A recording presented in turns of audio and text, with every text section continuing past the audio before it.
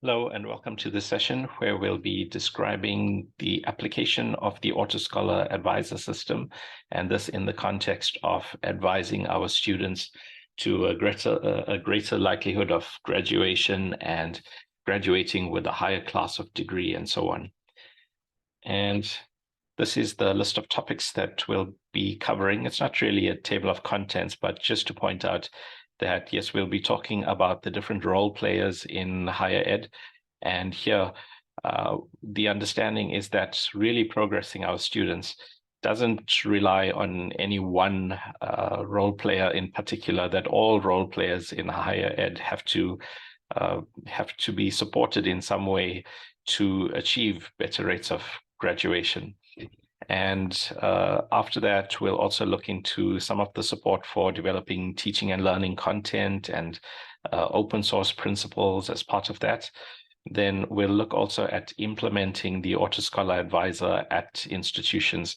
So more recently, there have been some new methods for improving the ease at which you can implement the AutoScholar. And we'll also look at how the protection of private information, those principles are complied with and things like that. So getting into it, of course, the central topic or the theme of this presentation, advising at scale. And by that, we mean scale in two senses. So scale, the natural one is just large numbers of people. So we want to be able to advise all the students at an institution. And that could involve tens of thousands of people or even on the order of hundreds of thousands in some institutions. So we want to advise very large numbers of students. And typically, an institution's student advising group cannot cope with all those students. So the principle here is that we are using automation to at least provide that first step to bridge the gap between the human advisor and the student. We are not trying to replace any form of human advising. We do believe that augmenting the advising is the best way forward. At the same time, there are many students who don't engage with human advisors, and those are often the students who really do need advising. And this goes some way to bridging that gap. And even if there is still no engagement with the human advising, the students still get some reasonably good advice to progress and to participate and engage. So that has to do with advising large numbers. And what we're also saying is that by scale, we are also referring to the different layers or the different role players in higher ed. So we have the executive level, and we can think about at the level of the whole institution. Then we can think about the colleges or the schools or faculties within the institution. Then we look into the departments, and so you've got people at different levels. Then you've got the vice chancellor and deputy vice chancellors, and you've got the deans and heads of department and so on. You've got student advisors, you've got lecturers, you've got students. And as we said just now, it's not the case that just one group should bear the responsibility for improving graduation rates. So all these roles have an important place in improving the operation of the whole institution. So towards this, the AutoScholar, that has been under development for something like 15 years. And during that time, a large amount of functionality accumulated in the system. And in fact, at one point, the AutoScholar was quite an intimidating system to consider because you could do so many different things in it. And in the more recent versions, we've partitioned the functionality into these core areas. So, of course, there's an area. So when you land on the hub page for AutoScholar, you may, it depends who you are and what you've logged in as, then you'll have the option to enter some of these areas. So one area or one component of the AutoScholar is ClassView Connect. This is an old name for it, so this should say ClassView Connect. So that's primarily for people teaching, so people running classes. So how best do we organize that class and support our students so that they have a good learning experience and that we are well organized in our teaching. Then, of course, Student Central. So for the students to gain reasonable advice about their progression and so on. Then Executive Insight for people who want a more bird's eye view of things, people wanting to know where should I spend my resources so I can support better graduation rates and things like that. Alumni Associate, so for people who've graduated, who want to give back to the institution or who want to mentor students or provide job opportunities, scholarships, things like that. Accreditation Automate, that's one of the key areas where we support automating the preparation for accreditation. So there's typically quite a lot of work for each accreditation evaluation, and that's typically by a third-party evaluator. And so Accreditation Automate goes a long way to automate that and in fact make it part of our daily operations, that our accreditation records and our accreditation reporting is being maintained in the background. The support, and I think this one is called Casework Counselor by now. So this is to assist student advisors to keep track of the students that they are advising and also understand what other advice the students have been receiving. So it helps you manage a case file on students and be able to advise them correctly and accurately. Your curriculum analyst, this is called program analyst by now. So in this, we'll see that there are different ways to analyze our academic programs and understand where the pain points are and what we can do to achieve better performance in those programs. There's an admissions advisor, so and that can work at the national level. So that can assist with the complex rules of admissions and registration. So sometimes we have quite complicated logic packages that students find it difficult to navigate, especially if we have returning students. So students registering in later years of the program where they might be carrying courses and things like that, then sometimes the rules can be quite complicated. But we have a simple way of integrating even complicated logic packages and providing accurate advice there. And all these components are developed through a kind of R&D portal.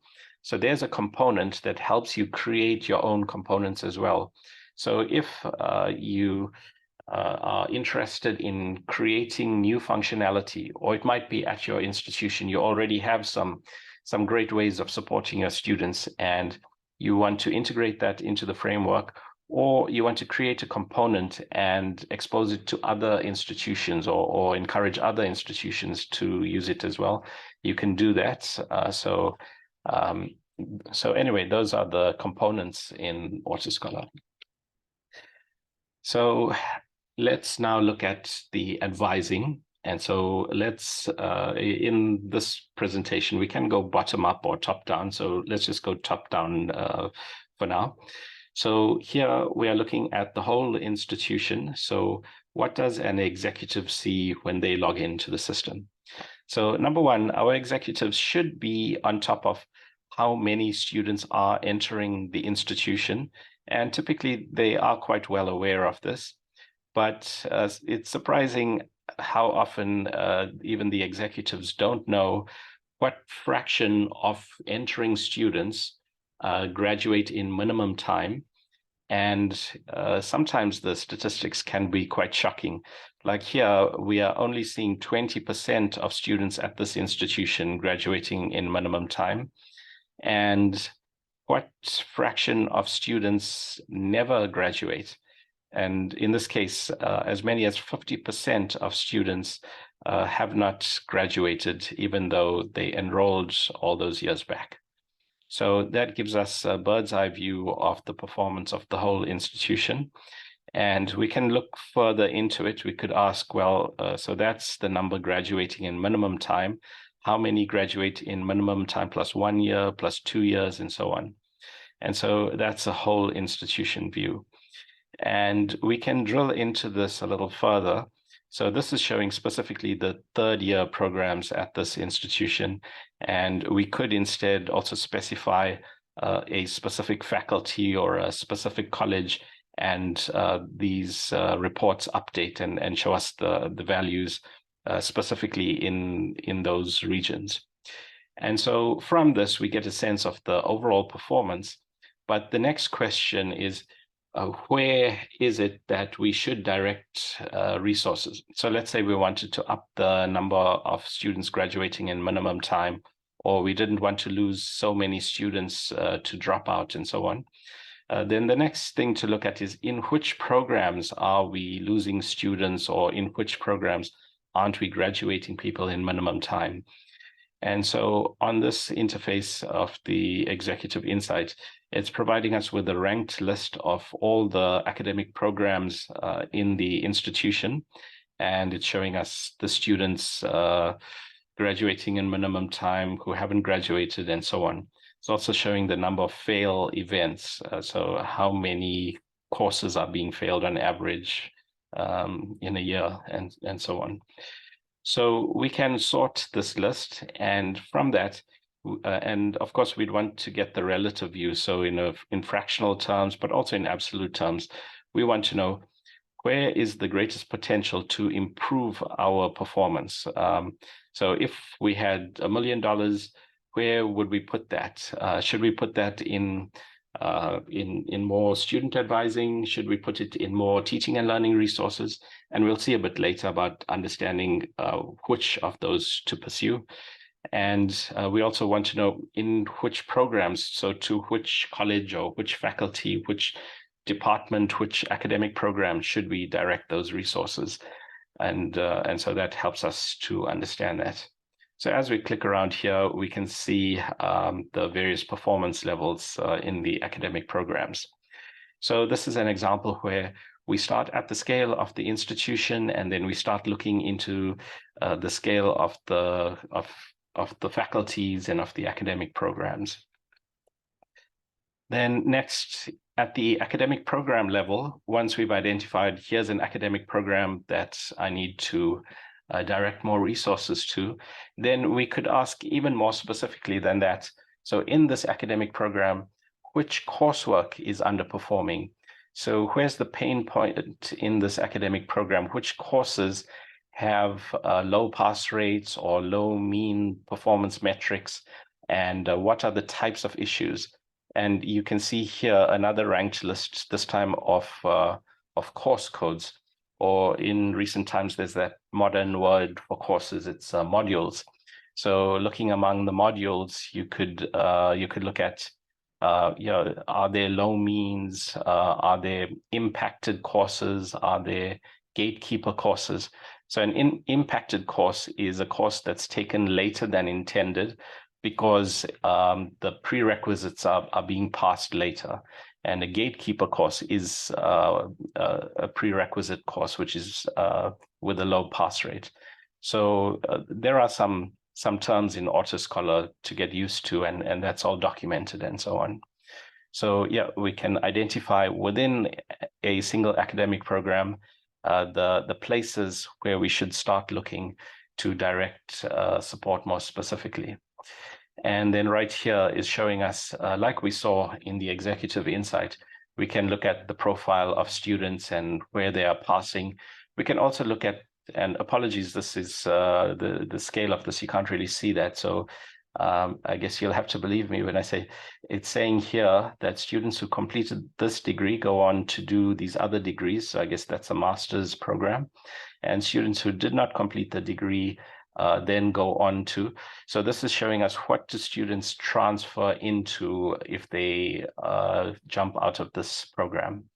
And it's also showing us something of a population balance. So of the 107 who entered, there's a certain number who completed, there's a certain number who transferred, and there's a certain number who are either in the system or dropping out and so on. Okay, so that gives us a bird's eye view. And then looking at this concept of progression, One of the key things to identify are bottlenecks in the academic program. So in which semester are most of our students dropping out or failing out? In which coursework? So associated with that, which coursework is do students seem to be struggling with the most? And so towards that, we have this concept of a progression map, and we'll look at some screenshots just now, but this is just a sketch of the concept. So if we overlay a graph onto a plot here, so on this plot, we've got number of students on this axis and the percentage of credits completed on this other axis. Then we overlay the graph as in nodes and edges. So here's a node of the entering students. So we have 100 students who enter this academic program. So they haven't completed any credits as yet, and there's 100 of them. And then an edge here is one semester. So after one semester, perhaps there are 70 students who completed everything and 30 students who completed some other combination of courses. So a combination of courses other than or a reduced number of credits there. So behind each node, there's a certain combination of courses that have been passed. And then one semester later, the original group that passed everything, there'll be still a smaller number because there'll be a split off of some other group of students who haven't passed anything or who haven't passed everything again. And so at each point, for a specific group of students who've passed a specific combination of courses, we can identify that a certain split will pass everything and a certain other split will pass some other combinations of courses. So that's how we evolve the progression map.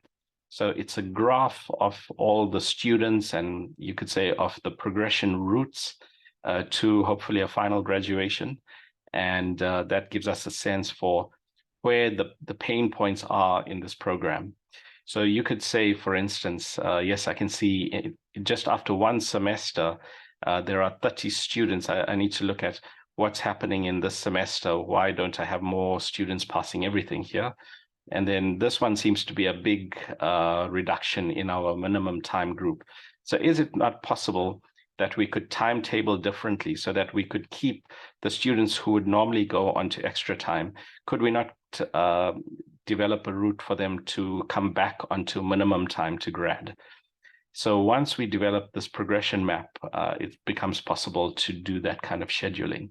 And sometimes simple practical things like timetabling better can support that.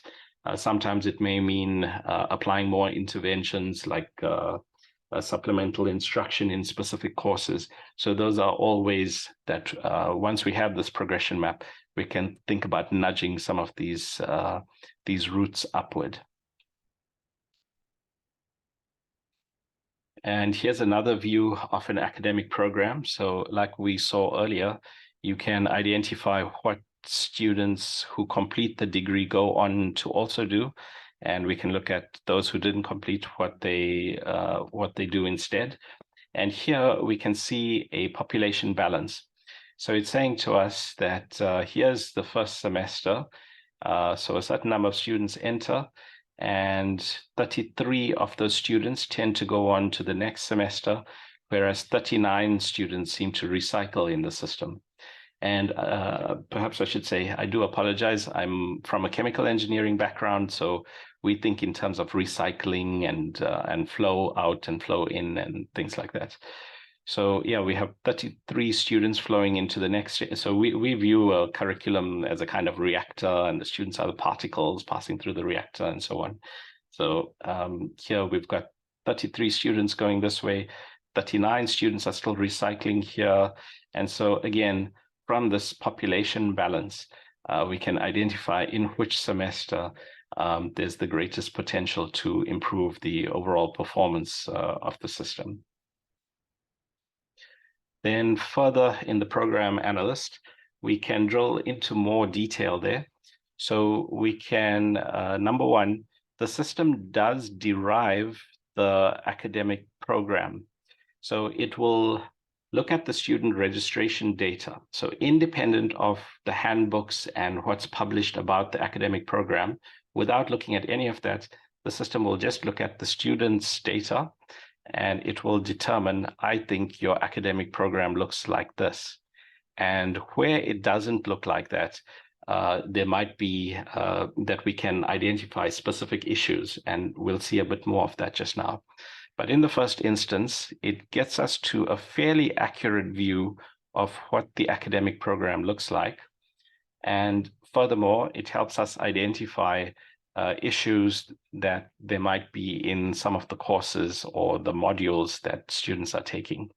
So it's showing us in terms of the pass rate and the mean, it's categorizing courses. So it's categorizing high-performing modules in this program, as well as modules it deems to be at risk, in this case because of low pass rates and low means. And so it's showing us here the course combinations. So earlier, when we pointed out the progression mapping, we said that behind each node, there was a certain combination of courses, and we could look up a certain node. So we could look up, is there a specific pathway? So are there many students going down a specific pathway? And it might be our published handbook, the academic program there. That's, of course, the one that we keep foremost in our minds. So we think the academic program that we have published in the handbook, that's the one everybody's trying to follow. And in fact, the student experience of that might be quite different. So the moment we start looking at how are students actually progressing through the system, we start to see significant differences. And we start to understand that there are all these other routes to graduation. And so once these are known, it becomes easier for us to support these other ways to graduation, and perhaps even to start shifting those towards the intended route. So in this interface, and of course we've blurred out student names and all of that, but you'll be able to click around and look for these points, and even look at specific student case studies and look at how they've come through the system, and really start to understand how our program actually operates. And this is just showing more of that. So I guess this one just shows how extreme that can be. So in one of the engineering programs, you have almost as many routes to graduation as there are students. And again, more, you can get into the back end data. And in fact, it's a good place to get into the research. So you can do a lot of research into how to process all this data.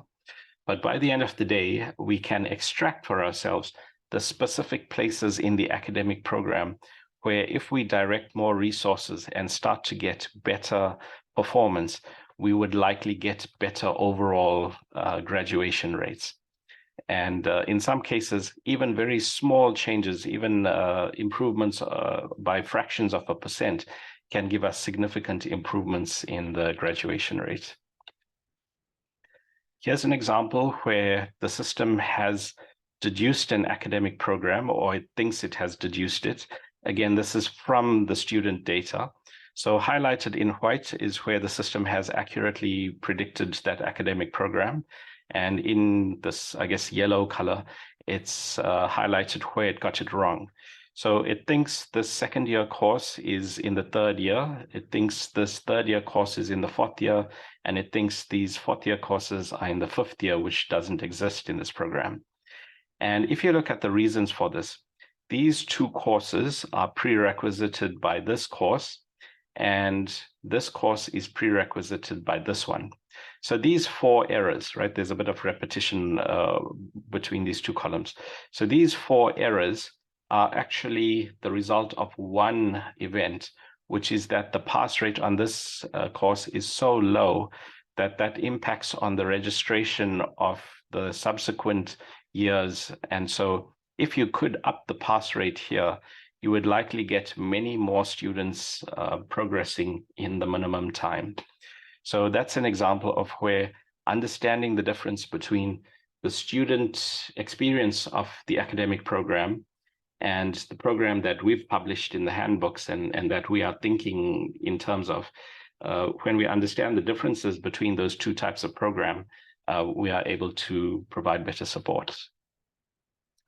Here's another, I guess this one is more conceptual, but it's just showing some analysis where we were trying to understand the coherence between our first year courses and the second year courses.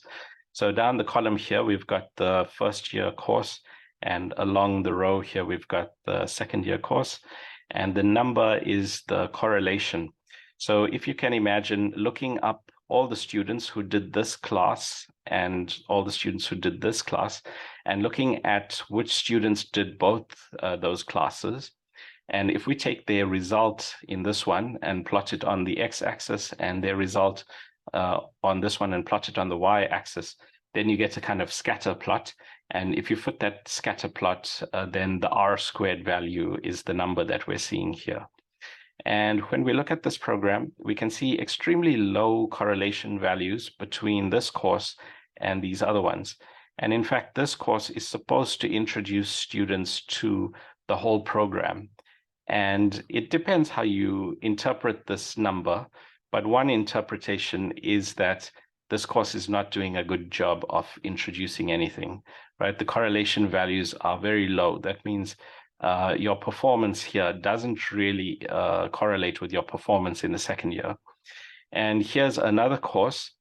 And this course is, in fact, routinely considered for removal in the sense that, well, the question is asked, why do chemical engineers need to know so much physics?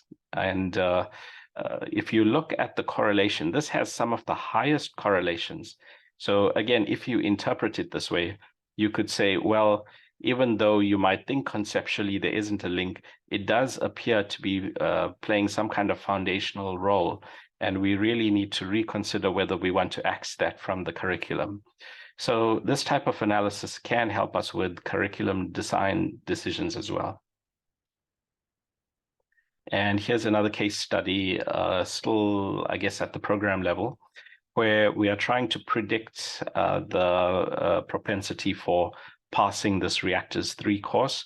And this is labeled data because we are taking historical records of passes and fails on this class. And we are looking at the previous classes taken by those students. And so we've got a variety of data here. And the point is, this is not at all easy to fit because you've got quite a few types of measures and there isn't a nice, easy correlation that we can identify. But from machine learning, we can use this algorithm decision trees. And when you apply the analysis to this, it tells you that these courses don't seem to matter as much. But if you really want to predict Reactors 3, then this is the most. So when I said these don't matter, I mean in terms of predicting Reactors 3, there doesn't seem to be much correlation there.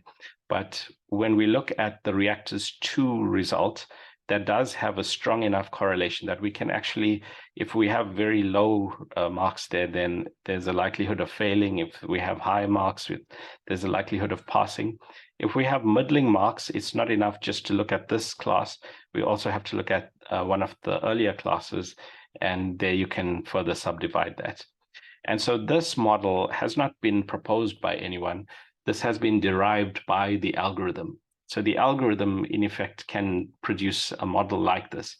And the reason I like this one so much, right, in contrast to many machine learning models, this one gives you a model that can be understood quite easily. It's quite interpretable.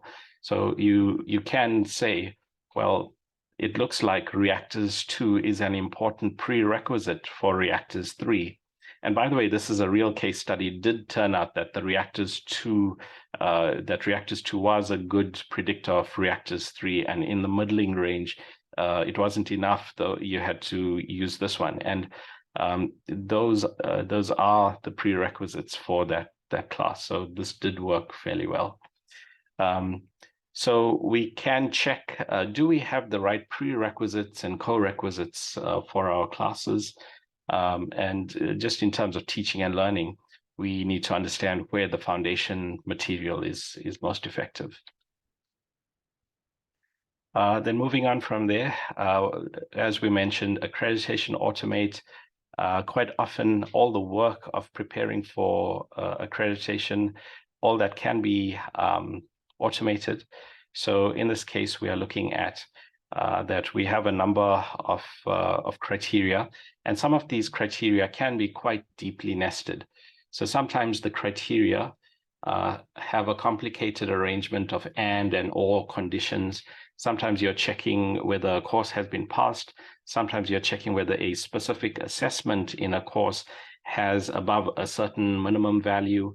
Sometimes you want to know whether the student is in is classified as being at a certain year of study.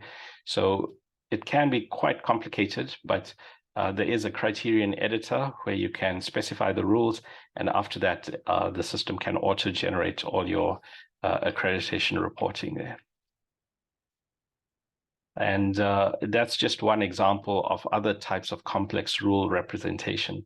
So there is a logic editor, and you can edit that, and so you can implement rules not just for accreditation, but also for your registration. And some of the registration rules can also be extremely complicated. There are complications around co-requisites in the same year of study. So sometimes we're registering students at the start of the year in anticipation that they will pass in the first semester. And so you need to track whether that did happen. And in fact, when you implement AutoScholar, you start to find some edge cases where some students have passed through the system, even though they haven't met all the rules. So sometimes you pick up retrospectively that not all the rules were followed accurately. So that's why I think today the rules are complicated enough that you can't do it without computational support. There are too many possibilities for a human to account for. Although I'll say I do normally find that there's one person in a department with that passion for the rules and who knows it well enough to do it. But we can't necessarily rely on that there will be such a person available always. So I think a lot of the time we were lucky in having such a person who understood all those edge cases, but more securely, we want to be able to encode that logic. And in fact, it's an important place where we evolve our rules. So sometimes we have the hard rules, but we allow students to apply for concessions. And as we experiment with the concessions, we start to figure out soft rules. So we start to realize, okay, yes, if you did see this course and you did try that combination, and when we allowed you to carry this course, then you did manage to pass. And there are many students who did manage to pass. So then we slowly evolve the rules that way. So having hard rules, we have to allow for the space to implement soft rules and evaluate soft rules, and then evolve our programs so that we stay up to date, that we do experiment and not take the easy way out and only look at the hard set of rules to progress our students. And here from the student perspective, this is the type of interface they get, and it tells them why they can and can't register. So if they click down here, so the system tries to anticipate what they would also want to register for. And it, as you click here, it tells you whether or not, or the reasons why it doesn't think you should register for that right now. And it shows you why you should register for these things. So these systems have to be operating accurately for multiple institutions. So remember, AutoScholar is supporting multiple institutions, so we have to account for all those edge cases. That's why we tend to get fairly good performance. Whereas institutions that implement registration advising for their specific institution, there are often issues. So one of the pain points from many institutions is our registration advising doesn't work. We end up having to do a lot of manual work.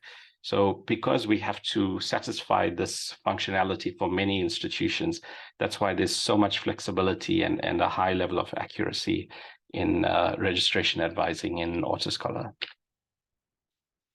There's also admissions advising. So, and this is something of a national, so we have a website where any student in the country can enter the website. they can look up any institution in that country, and it will show you it will show you what programs are available there along with the requirements.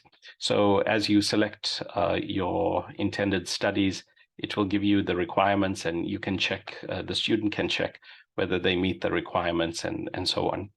So that's an attempt to solve some of the problems we have at the national level, where institutions are often out of sync. They have different deadlines, and sometimes the admissions process can be quite laborious for students. And sometimes I think just because of having to fill out that form so many times, we miss out on some of the great students. So yeah, Scholar Cloud is one of the attempts to address that. This is showing some work for one of the institutions where we were correlating, looking at various biographic factors, and also looking at all the performance data by the students. We were able to invert the bagging problem. So we were able to use an algorithm, which is also used by Netflix, in figuring out what shows you'd like to see. So we inverted that and asked which academic programs like which types of students. In other words, which types of students tended to retain students for greater periods and gave us good graduation performance and so on. So using this approach, we were able to recommend for a given student a good degree choice for that student.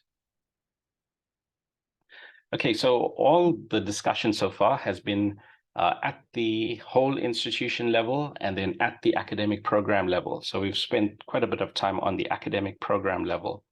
Now let's look at in the classroom.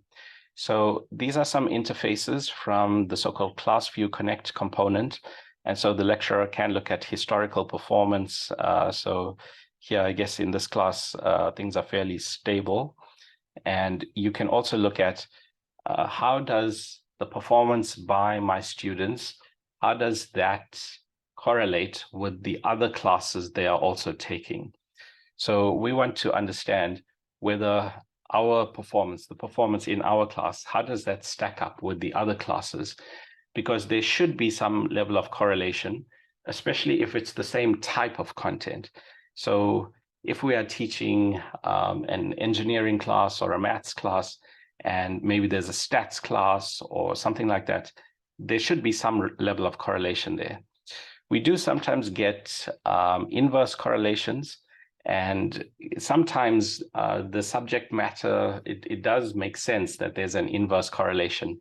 So people who enjoy management more, they might not correlate well with people who are more interested in more individualistic activities, or and you could, I guess, debate this all day. Yeah, creative people and technical people. Well, in fact, technical people are the most creative. So there's a whole lot you could do in terms of looking for correlations between subject areas. But this is just trying for us to see whether there's some correlation among things we should see correlations in. And if there isn't, that's an indication there are non-academic reasons at play in the performance. So anyway, that's a first, I would say, less useful view of what's happening in our class. A bit more directly in this interface, when the lecturer logs into ClassView Connect, they immediately get to see how many students are becoming at risk. And that's based on the assessments in the current semester.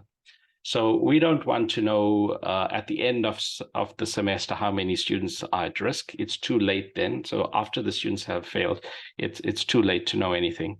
So we want to know during the semester, even after the first test or something like that, we want to know how are the students doing. Are there students who are consistently underperforming in our assessments? This interface gives us the students at risk. It also shows us the high-performing students, and we want to perhaps flag those students as potential postgrads, or we want to encourage them to keep doing well.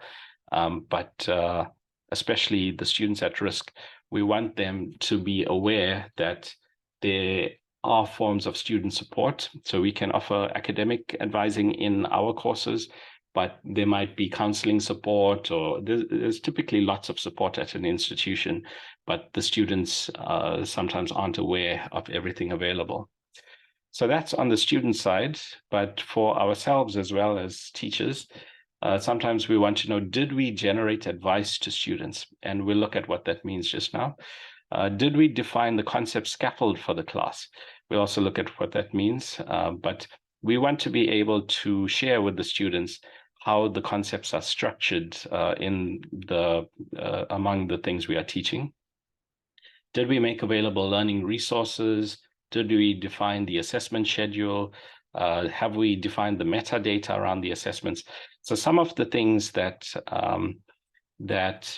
indicate a course that's well organized, we want to make sure that's happening consistently across all the modules and courses at the institution. So through this, we can keep track of that. And here's another interface also from ClassView Connect. So we can see here, this is showing us the high performing and low performing students together with advising that student. So you'll see here that the names are hashed, right? So just for anonymization, we've hashed the names and the student number, but we can classify high performing students and also low performing or at-risk students, and we can generate advice to them. So the system is looking at the statistics of all the assessments, and it's determining the mean and standard deviation, and then using that to determine whether a student has an unusually high or an unusually low set of marks. So it's going to raise alerts. It can raise positive alerts, like in this case, the student has an unusually high test 2 mark. So it can raise positive and negative alerts. So if you have, and then it double normal distributes the number of alerts. So it looks at, do you have an unusually high number of positive alerts? Then you might be in the list of high performing students. If you have an unusually high number of negative alerts, you might be listed as at risk. And so here is a suggestion of a message to send to the student.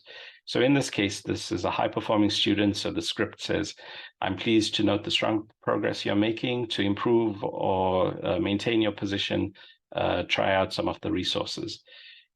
So that's an auto-generated message by the system. And so the lecturer can just click send to that message. Or if you go down to the script editor, so you can click around a couple of times and see that it's giving the right advice to the students. And once you're happy with the advising script, you can go to automation and send these custom messages to each student. And the point of this is each student will get a message that appears to be quite customized. So of course, the name, that's easy to do, but it's also showing some of the results, and especially for the at-risk students, it can show a bit more detail there. And we've noticed that students take quite seriously any messages that seem to have data about them. So it's one thing to put out a general message to all the students saying, look, did you know you have the support available? You can engage. And they may or may not engage. And the typical observation is they don't engage, especially the students who need it. They often aren't going to respond to a message like that. But when they get a message with specifics about themselves, they tend to sit up and take notice a lot more, and you tend to get better engagement with the support that way. So that's the area of student risk advising. Now, a better form of advising, so we offer different types of advising, so that's one type. The other one is allocating virtual awards. So this is borrowed from the field of gamification, and you can allocate points, badges, and leaderboards to students. And there you have to be a little bit careful. Number one, human motivation is a complicated topic, and it's possible to to discourage someone from trying harder if you give the wrong type of message, even though you thought it was, even though you had good intentions. So for example, if we put out a leaderboard, if we show all the students, here's your position in the class. Now imagine someone who's consistently at the bottom of the class. That might cause the student to just relax into, well, I'm never going to get to the top. Whereas if you design that slightly differently, if you show the students, look, if you improve by just 1%, you can jump 5 positions higher in the class, then suddenly that's giving you a better direction.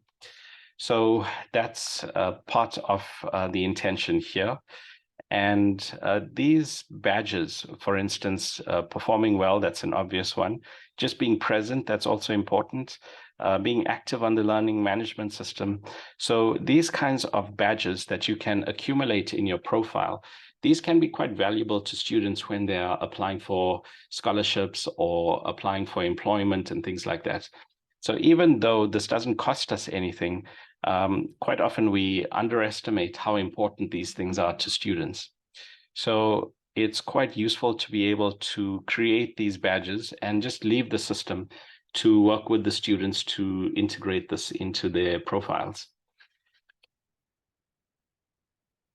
And this is showing another, so in a way, this is showing the evolution of our advising system over time. So in this interface, a student gets some overall advice about their progression. So the system is saying to the student, I see you are on track to graduate with a lower second degree. And so that's because the credit weighted average is of this value. So this is the case where it's looking across the whole academic program for the student and saying you're on track for a lower second. And it's also saying, did you know you can get to an upper second if you improve by just a fraction of a percent in the remaining credits in your degree? So it's saying with practically little work, a little additional work, you can get to a higher class of degree. So number one, it's expecting the student to graduate. And number two, it's expecting that the student is trying hard to graduate with a high class of degree. And that shifts the perspective somewhat. So instead of just avoiding failure and avoiding the case where we might drop out, we are actually striving for excellence, perhaps, right? So, or we are at least striving to improve a final goal that is assumed already that we are going to graduate. So that I would say is better advising than the types that have been shown already. And it's not enough to just define such high-level goals. We can also devolve that into the specific classes that we're taking. So it's also saying down here to the student, I see you are currently doing these classes. I see also that you have completed some assessments already, and you've performed to a certain level in some of those assessments. So in this class, you have underperformed badly in this one, and there are upcoming other assessments that you can improve on. So if you want to get to this higher class of degree in this class, you do need to achieve this average in your remaining assessments. So that gives you a much more specific goal in each of our classes now. So that gives us a broad vision, and it's giving us specific goals in the current semester. And then there's this tempting button here, improve my results. And so behind this, we can embed the institution's forms of support. So the student can figure out, well, I know I'm currently having this issue. Let's see what support there is available for me to address that. We can also embed teaching and learning content. So the student can use this to access the actual methods needed to improve the results and to get higher classes of degree and so on. And this is an interface from the Research Gateway. This is where we set up a poll. And in this poll, we had a large questionnaire. In this questionnaire, we were looking to understand what the high-performing students were doing differently. And so we had about 8 different main areas, and in each area there were between 10 and 20 questions. And this is set up so that it looks nice on a cell phone and all the usual types of things. So it's quite easy for a student to do this study. And we also invited students to include their student number in this study, on the understanding that we would never publish their names or anything like that. And so we had on the order of 150 students, probably more like 120 students from this school. And with this, we have, in each case, we have a statement, and the student indicates the level of agreement with that statement. So they say, I strongly agree, I'm neutral, I disagree, I strongly disagree. And you can rank that from 1 to 5. So a number is assigned to that. And then through the student number, we can take the level of agreement with the statement and correlate it with the student records. So we can look up for that student, what was their mean overall mark, what's their, how often do they pass courses, things like that. And so we can develop the level of correlation between the performance by a student and their agreement with these different factors. And so through that, we can understand what types of things most correlate with the student performance. And in this particular school, it turned out that the choice of degree and the level of motivation, that was the strongest factor that indicated success. And so through a study like this, you can understand where to apply your support. So it looks like if we put more effort into the admissions and choosing the students who have a strong propensity for that type of study, then we would likely get better performance. So this is an important way to figure out how to provide support to our students. Do we need more people as tutors teaching, supporting the teaching, or do we need more people thinking about admissions harder? So this type of study is one of the things you can easily implement through the research gateway towards understanding our students better. Okay, now having done all that, this is all quite data analytics-like and machine learning and all those nice things.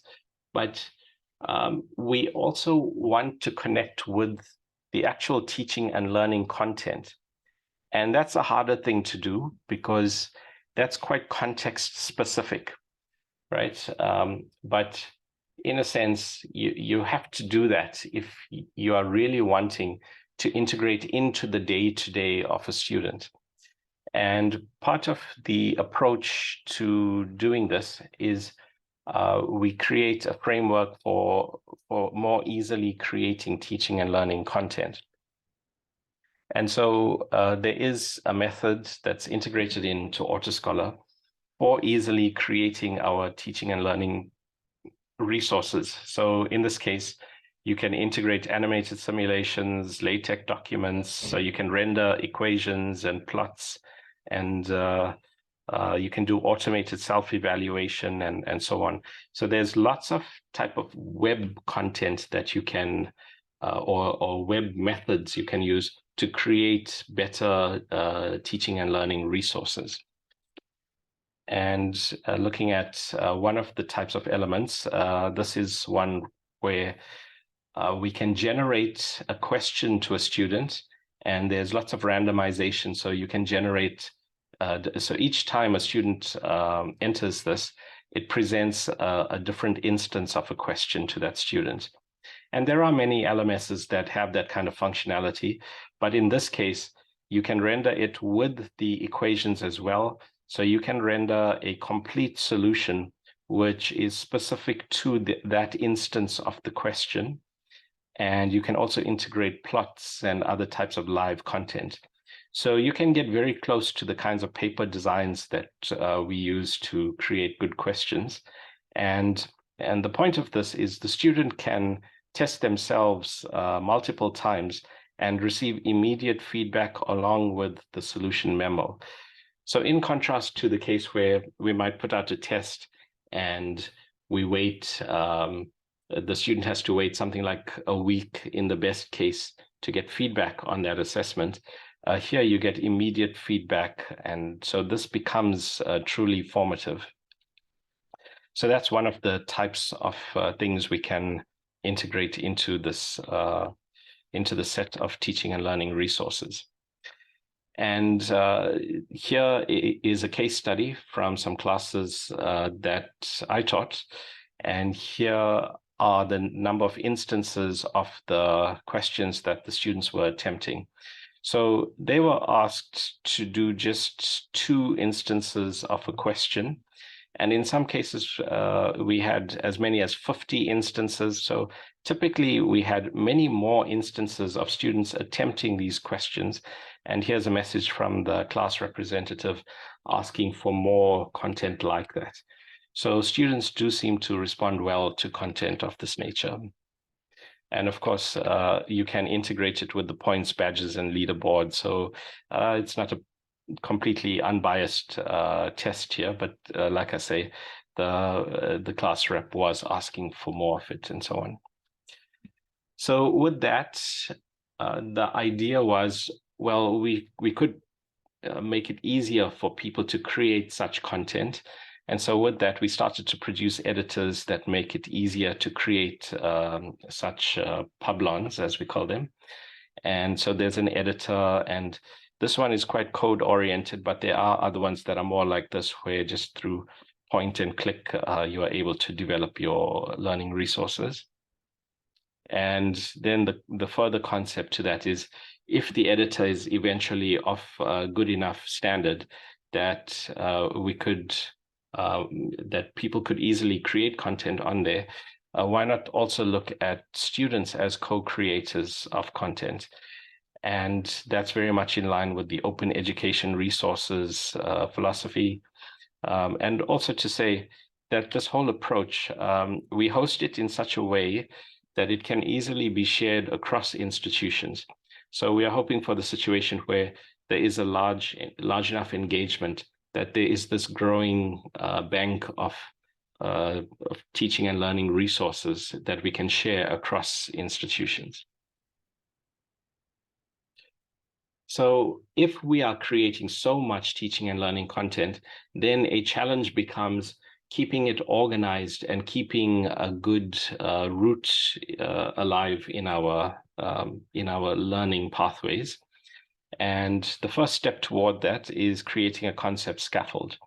And there's a little editor here. You can just easily create a new concept to add to your map of concepts for your class. And you can connect the different concepts together. So eventually you have a graph, and you can use a graph like this for various things. Number one, a student can use it in a self-evaluation to identify which concepts they're struggling with the most. Or you can use it in teaching. You could announce to the class, all right, today we are starting this new topic. And if you look at our map, you need to revise these prior topics to really understand this one well enough. And this topic it is going to be quite relevant to other things we'll do later. So this is a strong motivation that we'll be able to do all these other things. So now this topic, it's relevant in the future, and you can see what you need to do to revise it well enough. So for our teaching, there's that. And then just having a graph is a nice thing. I'm not above saying just because it's not on the interface, you can squiggle around with these things and the whole thing vibrates. It's quite fun for that reason. But it's also a graph that you can process, and you can look for specific characteristics. So for instance, here, the fact that there are two coming in and 3 going out, that means you would classify this in a different way to how you would classify this. So there are lots of algorithms that we can apply to a graph to better position this. And some of the real power of this comes through cross-connecting such graphs. So if we have another class where they've defined their graph, and if we find, okay, this concept does connect to that other class, then we start to form a map of the whole curriculum. So once we have all the concept scaffolds for all the modules, and we are able to cross-connect the modules, then we start to see the flow of ideas across our curriculum. And imagine having an entire curriculum map and looking at the conceptual load, right? It starts to touch on the cognitive load involved in a curriculum. We can identify different points where there's a higher required cognitive load. We can look to see whether that correlates with the pain points we found earlier. So in our concept scaffold, we can look at correlating that with our progression map. Is there a correlation between the student progression, the pain points in progression? Is there a correlation with the pain points in the cognitive load? So those are just some of the things we can do with concept scaffolds. And I think we've talked about this. So the other thing we can do with a concept scaffold is attach learning resources to each of the concepts in the concept scaffold. So we've shown earlier that hopefully we have this big bin of learning content that's being created through those editors. So now we can attach those to our concepts in our map. And once we start doing that, we can create learning pathways. So we can say, if I want to learn a specific topic, then looking at the resources I have, I can structure this pathway for a student. And you can define many such pathways. There's nothing to restrict us creating an alternate pathway to learning the same content. And you have learners with different styles. So you have people who are more visual in their type of thinking. Some people may have challenges in specific languages. Some people may want a different pace of learning. So we can create different learning pathways here. And as the system learns the type of student, and we haven't done this yet, but if we can understand the student type and what type of pathway that best suits them, then we can deliver the right sequence of learning content to a specific student.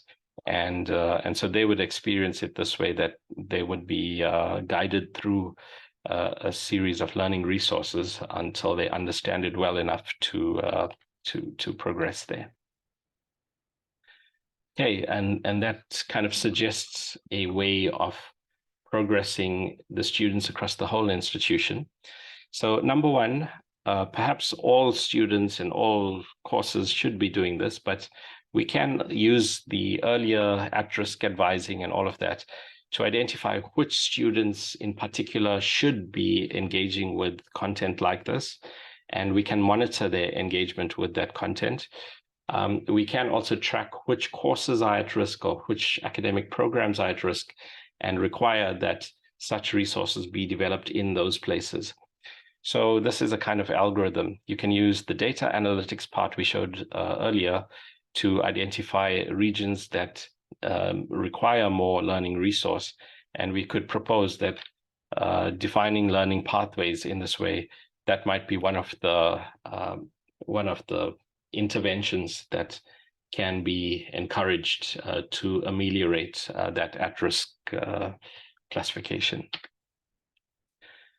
This is just showing some of the component that you can use to create other components.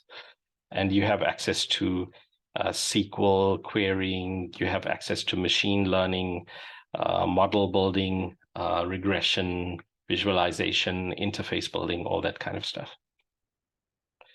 Okay, so how do you implement this at an institution? So in the first instances of the AutoScholar, this was the only way to do it, which is by writing an API for the institution. So an API, or application programming interface, is the way that a system can talk to a database or something like that.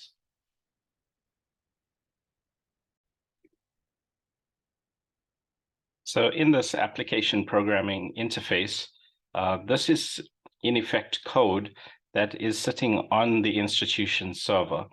So typically we write this code and we provide it to an institution and they install it there. And what this piece of code does is it uses the institution's authentication methods to check credentials. So it will check if someone is trying to log into the system. It's basically the university is checking the credentials of that person, whether they are allowed to access the data.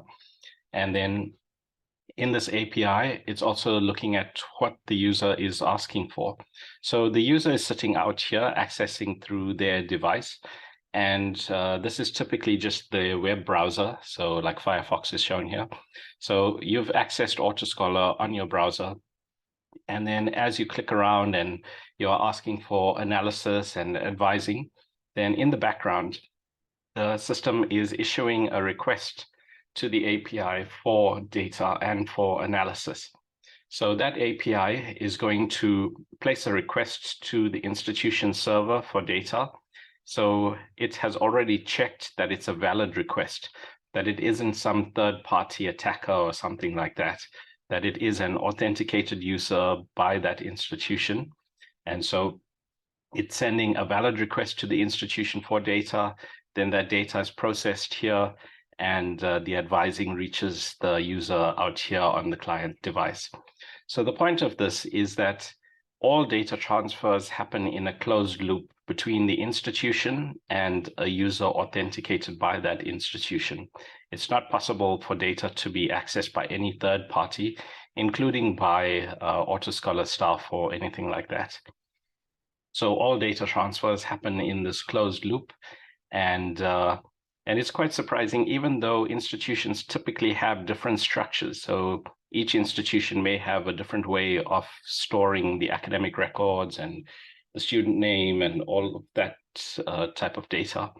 Still, as long as your API is doing a good translation, as long as it's translating that specific institution's data to the form that the AutoScholar expects, then it's going to deliver the consistent functionality out here. And we've had a couple of cases with some institutions where they were surprised that it worked as easily as that.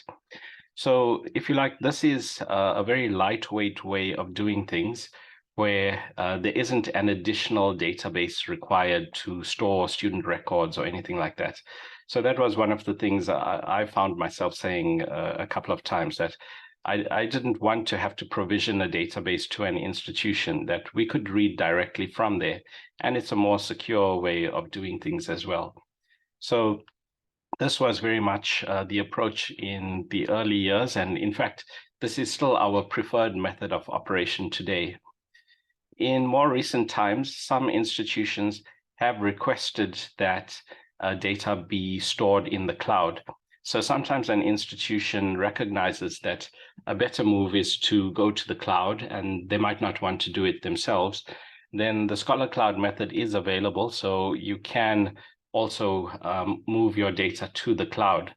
And so in cases where the institution wants this, we make available Scholar Cloud, and there they are provided with their own database.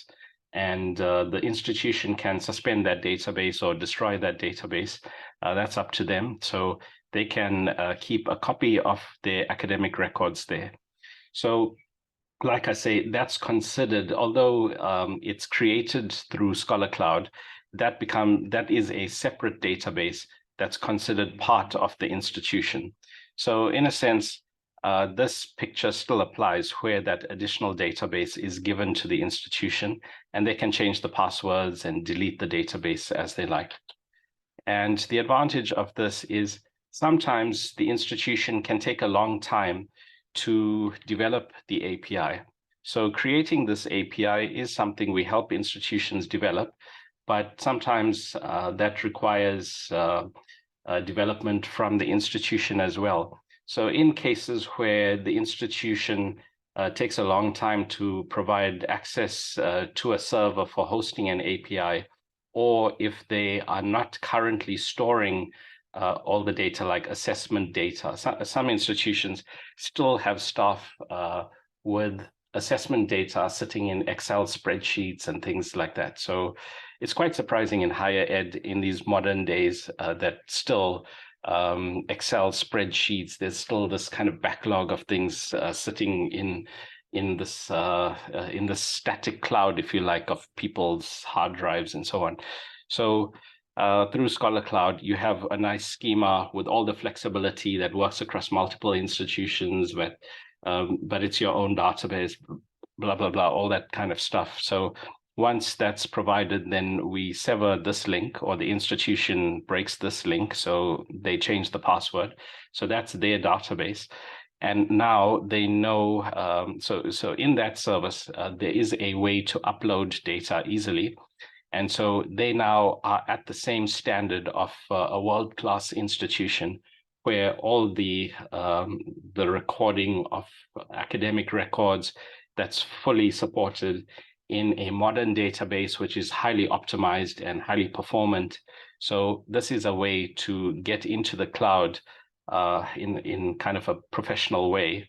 And then you have an easy access. Then the API is automatically available. So if you go for a Scholar Cloud implementation, you automatically have you have baked into it an API. And so the authentication methods of your institution are still adopted, but you now get a very rapid implementation of AutoScholar. So that is, in more recent times, we found the need for this.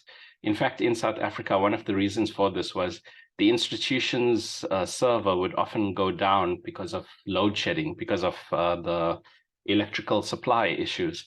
So by helping that institution into the cloud, they could maintain all their institution processes through Scholar Cloud. Also, for some institutions that do run into the delays, we just make Scholar Cloud available.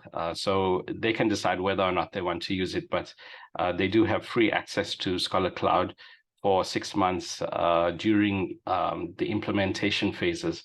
So if there are some delays in their side of creating this API, then they at least have this alternate route so that they can, all the people who wanted to use AutoScholar quickly can still do that. So that's Scholar Cloud's contribution to accelerating this process. We still prefer to come back to this. So we do like to see that the institution does come back to this one kind of clean way of transferring data, but there is this secure way as well. So just to describe the organization, we've been talking about AutoScholar Advisor. You may have seen a bit of Publon Press. We've talked about some of the teaching and learning content. So this is all part of the Modern Scholarship nonprofit organization. And AutoScholar Advisor is a commercial product. It does have an annual subscription fee associated with it, but that helps support the activities of Modern Scholarship. So in Modern Scholarship, we host the open source types of projects. So like we saw earlier with the teaching and learning content, where you can share content across institutions, you can encourage students to create content as well. All of that is supported through Modern Scholarship, and Modern Scholarship is supported by AutoScholar's subscription income there. So that's part of the approach used in Modern Scholarship. We can spin out lots of projects and products that are largely open sourced through the support we get from some of the commercial work that happens in spaces like AutoScholar. So I hope that gives you a good sense for what's in AutoScholar Advisor. Of course, I can't hope to cover everything in this one presentation, but that gives you some of the main functionality that's available there. And hopefully you also join the party and participate in some of our Modern Scholarship projects. So looking forward to meeting you and seeing how we can work together. Thanks for listening.